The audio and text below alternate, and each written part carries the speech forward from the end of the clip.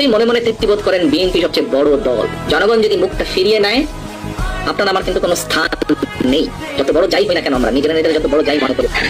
আমি আজকে গত কয়েক মাস ধরে বলছি সামনের নির্বাচন এত সহজ নয় আপনারা যত সহজ ভাবছেন। নিজের মনে যতই বড়াই করুন, আরে বিএনপির তো শাখা প্রশাখা একদম গ্রাম পর্যন্ত আছে, অন্যদের কি এত আছে? এত বড়াইয়ের কিছু নেই। থাকতে পারে একটা শাখা প্রশাখা, কেউ শাখা পর্যন্ত।